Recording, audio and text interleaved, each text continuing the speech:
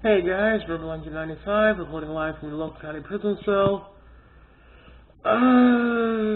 Well, what do they call it? First, item of business. Why did I think of Toph Gara? Don't care. Next question. Second, so,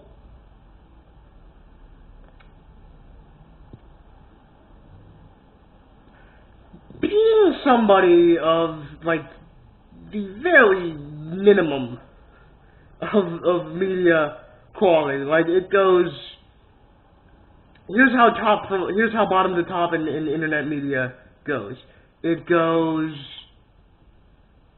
people who just yell about one thing for 30 seconds, and then me. That's how that goes. So, yeah. I'm not very exposed at this point, but, pretty soon there's a chance I might get something noteworthy, because, little organization I sort of belong to, is now gonna let me, do some parts in both editing and, voiceover work, or voice acting, in anime. Nothing, like, official, like, I'm just, taking subbed anime and doing a personal dub of it, with some other people. And the editing part is for, like, actual people who are creating their own manga, so I might be editing that. But, that's what I'm actually looking to do, is editing, and I love voice acting. So I might, you might be seeing some more stuff from me in a couple of years, like, maybe more than 10, probably. But still, so doing something like that is, yeah, let's just put it that way. Not that important, not that anything you guys really need to know, but might branch out from this a little bit, so I'm really grateful for what this show's has let me do. What? How the fuck do you say that? Wait. I'm really grateful for what this show has let me.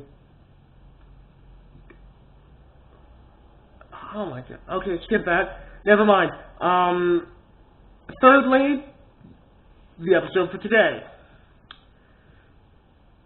This is nothing actually significant. It's a good one though. Knights from Nights Before Dreams versus Klonoa from the Klonoa series. So this is I get two sort of cult classics, I guess, maybe. You could say something about them being Sega mascots. I believe didn't they both have crossovers with Sonic at some point? I'm not actually sure. Anyway.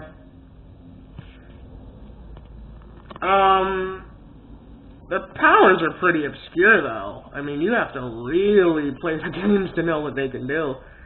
I didn't. I had to look up some stuff, and it took me a while to get enough, and I'm probably still missing stuff, so. But, I'm just gonna come out with my opinion. Well, actually, you know what? Nah, I think I have enough that I can go through the analysis first. Knights is the guardian of the dream world, considered to be, with the exception of his rival, the best fighter, despite the fact that he doesn't actually fight in the game, but he apparently can fight, so that's great. But instead of fighting, he does very much excel at the other end of the instinctive spectrum, flight.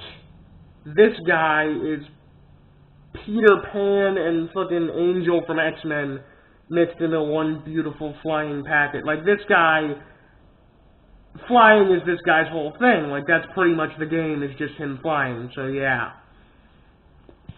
Not only that, he's a freaking acrobat with it. He's doing flips, he's doing twirls. The twirls involve, like, a spin attack, which he can use to actually smash through fucking meteors, so that's a thing. And, not only that, this guy treats flying through tornadoes like he can play that up. He's so this guy's durability is so crazy that, yeah, he can smash through meteorites, and he can just get caught in a tornado and just play it off like it didn't happen. Like, he can just be like, oh, I'm in a tornado. No, I'm not in a tornado. What tornado? What happened? Yeah, seriously. He's that good of a flyer, and he's that durable that he can just, but in terms of actual powers, he is very well known for his shape-shifting abilities to the point where he can fly at supersonic speeds by becoming a rocket. He can shoot gusts of wind by becoming a dragon. What's all the other stuff he can become? Like he can become a lot. Basically, he's just a great shapeshifter. It's implied that there's nothing he can't turn into, no object he can't turn into. But when you need actual firepower, that's when he gets the blue dream diamond, which allows him to shoot energy waves. Nothing amazing, but still, shooting energy waves is cool. But perhaps one of his more unique trademark abilities, and I would say this is his trademark, is the dualize,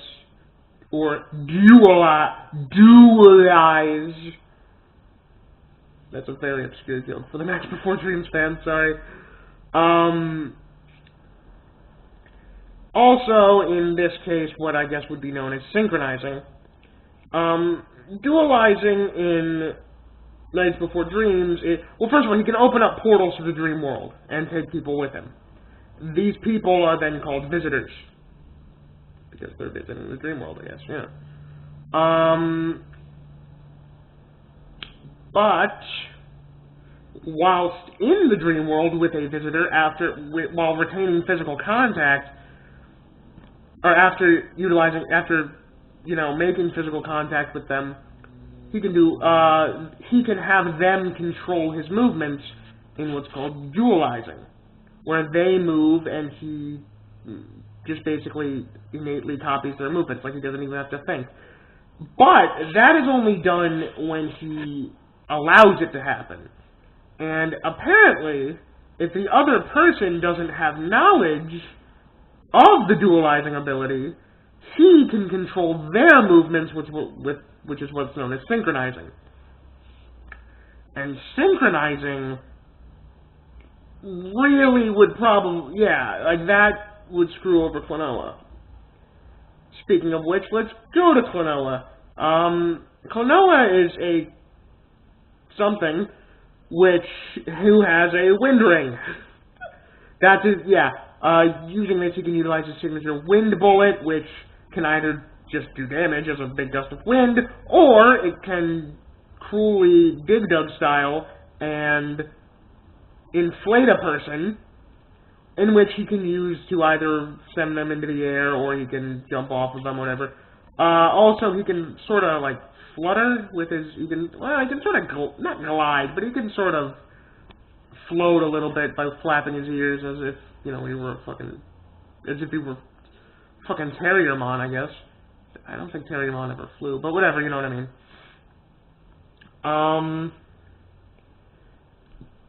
Speaking of Terriermon, he can use a tornado-like spin attack, which normally the regular spinning tornado, I might be wrong about this, but the regular spinning tornado attack sends actual tornadoes outward, whereas the EX tornado attack, I think, is just him spinning really fast in place and creating a big tornado. Also, after tripping on an electric wire, he gains the ability to somehow permanently exert electricity, in which he can use to combine with his EX tornado attack and basically become a giant tempest. Which is weird how he would have that ability, considering one of his weapons is the Thunder Hammer. Hammer of Thunder. Not really much to say. Also, what else does he have? I believe he had a wind blade, too, like a wind sword that comes out of the ring. He can form the wind from the ring into the form of a sword and use it to, like, cut people. But, yeah. Who do I think will win? I am banking on Knights winning. Because, first of all, Klonoa is sort of an idiot, and Knights is sophisticated and smart and actually has, can think things through.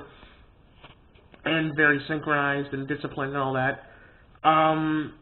Whereas most of Klonoa's attacks just involve him just running through something or shooting it, so. But, many people would be like, okay, Knights mainly just flies, and Klonoa has control over a lot of wind-based things, so clearly he would have the advantage. Yeah, but you're forgetting, Knights can just come out of a tornado as if nothing happened. I don't think there's much that, whereas most of Klonoa's deadliest attacks involve some sort of strong wind, which wouldn't really affect Knights.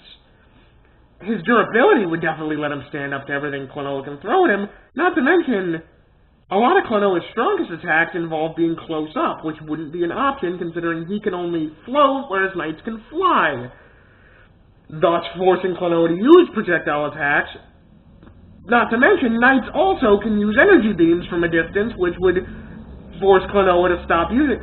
Then, there's also even if we didn't count the shape-shifting, I'd say putting Klonoa in the dream world and synchronizing him, because Klonoa wouldn't have any idea of what dualizing is, and, Knights could then just synchronize with him and control Klonoa. I imagine what would happen is Knights would just synchronize with Klonoa and then fly into a wall or something and kill him, So, I'm giving it to Knights just because, strategically there's a lot more he can do, and he's just got an advantage when it comes to mobility and, what he's able to do, option-wise. He's just got a lot more options than Klonoa has, because just by Knights' nature, he eliminates most of what Klonoa can do. But, this is one I would actually be interested in seeing. Probably have to get through Spyro Crash first, considering, that one, I think those are a little higher on the list of important things to do than Knights Klonoa, but this would definitely be something worth watching, I'd say, as a death battle. This would be an awesome analysis. But yeah, I think Knights would win. But until then, Bird195.